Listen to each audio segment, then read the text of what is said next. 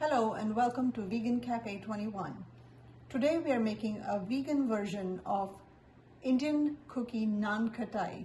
This cookie is traditionally made with ghee or butter, but today we are going to make it using coconut oil. So let's get started. Here in this bowl, I have 1 cup of unmelted coconut butter. It's soft at room temperature, but it's not melted. To it, I'm going to add 1.5 cups of powdered sugar.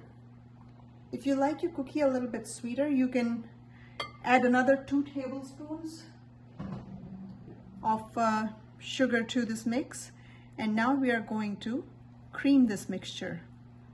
So there we go. We're going to gently start whisking sugar into our coconut oil and start creaming the two.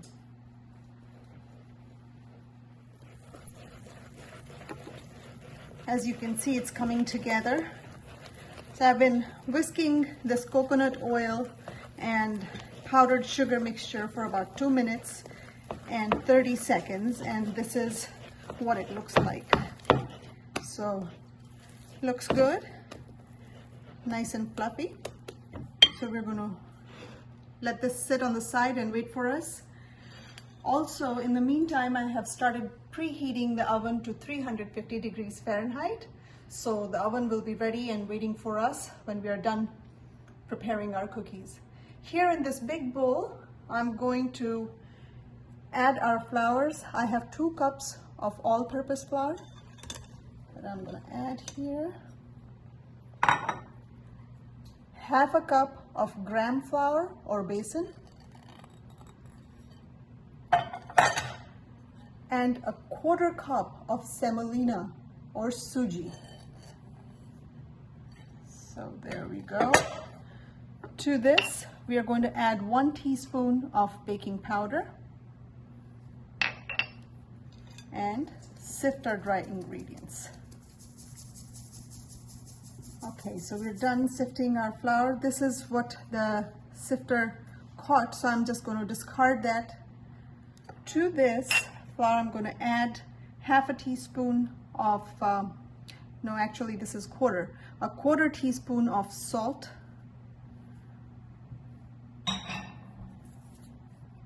And here I have 1/2 teaspoon of green cardamom powder.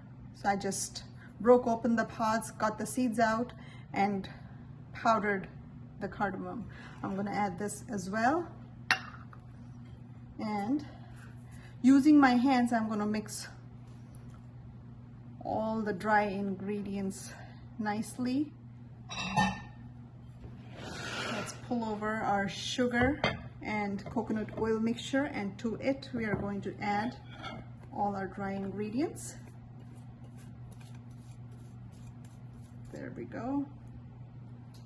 And now using our hands, we will form a dough.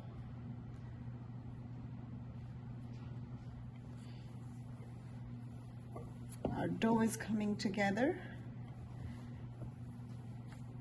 Now, you don't want to add any other liquid to this mixture other than oil. So if your dough is still not coming together, it's a little too crumbly for you, you can add more melted coconut oil to this to help you along. So our dough is very close.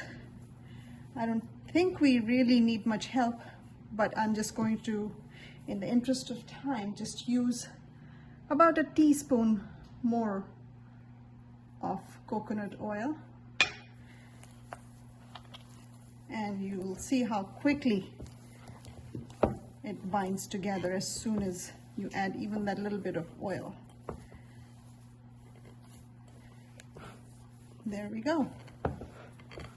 And just bring it all together like this. Pick up all the dry flour. This is a nice soft dough that we have prepared.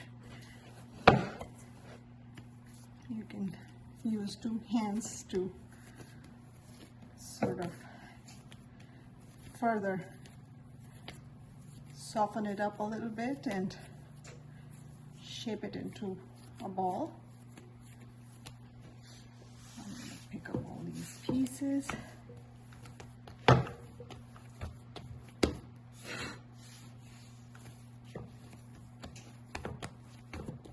There you have it. Our cookie dough is ready, and now we're going to start shaping the cookies out of this. So you can break it into 2 pieces and sort of roll it up into a log to help you break. Or you can even use a knife to cut if you like. You can break balls about this size, shape them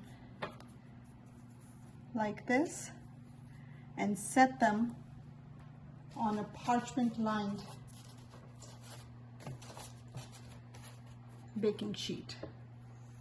So I'm going to continue to shape our Nankhatai. Okay, so I have shaped all the cookies and placed them on a parchment lined baking tray. Here I have a 1/4 cup of sliced almonds that I have started placing on top of our cookies.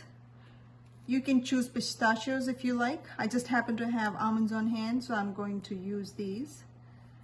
And really quickly place on top of every cookie. So there you go. Well, there's one that could use a few more.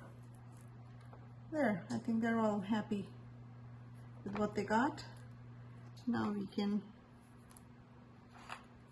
actually we don't have that much left, so we'll just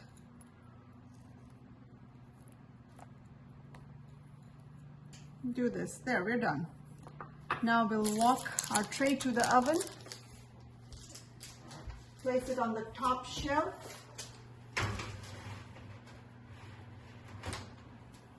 and set the timer for 18 minutes.